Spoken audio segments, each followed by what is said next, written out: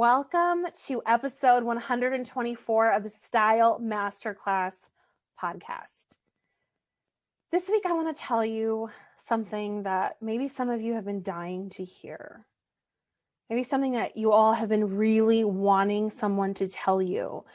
Maybe some of you have been really wanting a permission slip. Maybe some of you are being shamed by all of the memes and even the other stylists in the world sending you emails saying things like this.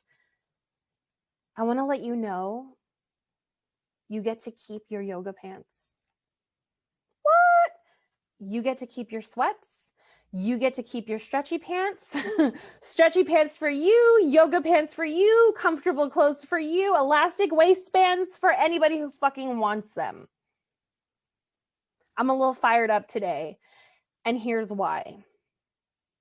I know that some of you are having a lot of thoughts about having gained weight and none of your pants are fitting you. And in fact, I have coached so many women on this very topic recently that I felt I needed to just shout from the rooftops, you are allowed to wear whatever you want. You are allowed to decide to get dressed or not to get dressed. You are allowed to decide whether you want to just swap your jammies out. You're allowed to wear every elastic waistband that is known to man, that is made into a garment. You are allowed. You are allowed. You are allowed. You are a grown-ass woman, and you are allowed to do whatever you want. I know that's kind of a shocking thing to hear from a style coach. It's kind of a shocking thing to hear from a stylist, right? Because so many people are pushing and pushing, like getting dressed. Getting dressed is the key to being more stylish. Making sure you're dressed up, that's the key to being stylish. That if you wear yoga pants or stretchy pants or pants with an elastic waistband, that somehow you have let yourself go and it is the antithesis of style. That's nonsense. I don't believe clothes have the power beyond the power that the woman wearing them has. I don't believe that the perfect pair of jeans exists. I don't believe that clothes have any magical ability outside of the magic that the woman who is wearing them brings.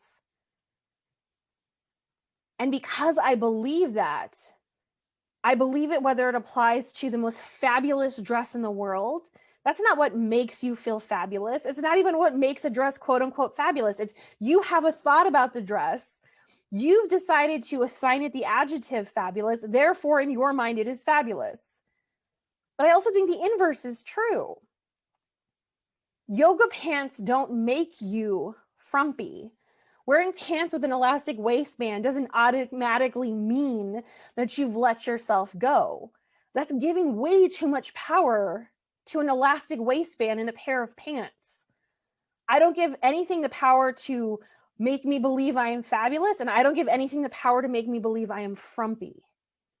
Nothing has that ability. Inanimate objects don't have that power. Clothing does not have that power.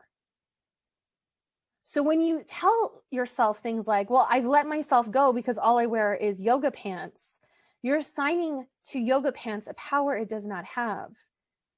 If you think you let yourself go, it's because you're having a set of thoughts about yourself, which is causing a set of feelings and causing you to take a certain set of actions or inaction. If you put on a dress and you feel fabulous, it's because you, the wearer, are fabulous. It was never the dress, just like it could never be the yoga pants. Why am I harping on this? Why am I so theatrical about it this week? Because I find that so many women give away their power. They give away their power in their finances. They give away their power in their careers. They're always giving their power away to some external force or some inanimate object to tell them whether they're doing the right thing or the wrong thing. And as your style coach, not just your stylist, I'm not going to force feed you nonsense about how you should show up in the world. Instead, I want to empower you to answer for yourself, what do I want? What do I like? How do I want to show up in the world? Those 3 questions are incredibly powerful. Style, if we call that a feeling, the feeling of being stylish, if we put that as a feeling, we get to generate that feeling whenever we want to, depending upon the thought we are thinking. It's independent of the size of your body, your weight, your shape. It's independent of your hair texture, your skin color. It's independent from the fact of your body.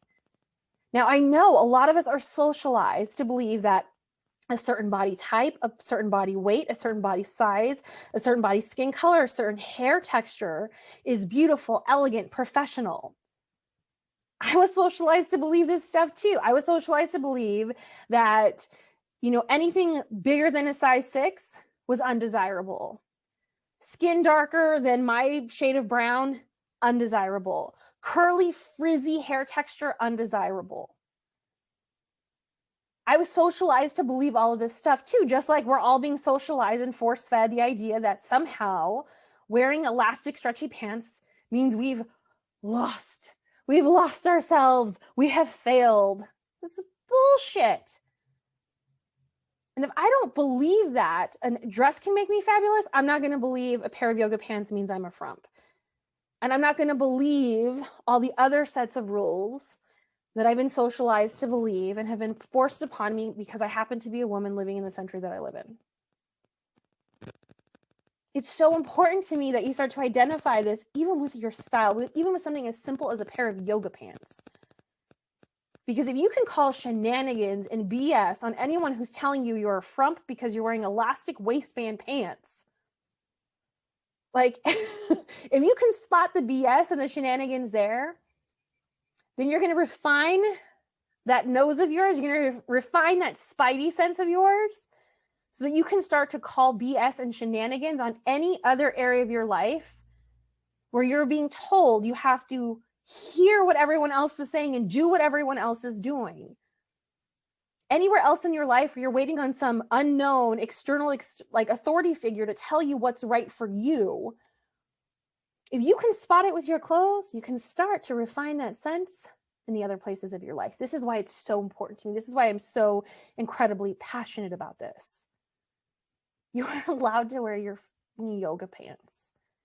You're allowed to wear your stretchy pants. You are allowed to wear your stretchy skirt. You're allowed to wear your knit paunchy skirts that are fabulous just because you declare them to be. Just like you can decide to wear corsetry and shapewear and run around looking snatched, but only because you want to. What do I want? What do I like? What will serve me? So many of us forget to ask ourselves those questions, or we never have, because we let magazines or other humans dictate what's right for us. You are your own best personal stylist, says the style coach. You are the best person to decide what works for your body because it's your body. Now, there's nothing wrong with getting some guidance. But the hero in this journey, the shiro in this journey, that's you, boo-boo. Now, I'm the wise sage guide who shows up at opportune moments to give you a little guidance and a little love and some tools for your journey. But it's your journey. It's your stretchy pants. So your mission, should you choose to accept it. So start to listen and refine your spidey sense for shenanigans and BS. If you've been telling yourself wearing stretchy pants makes you a frump, I want you to call BS and shenanigans on that and ask yourself those 3 questions. What do I want? What do I like? What will serve me best? Let those be your only considerations.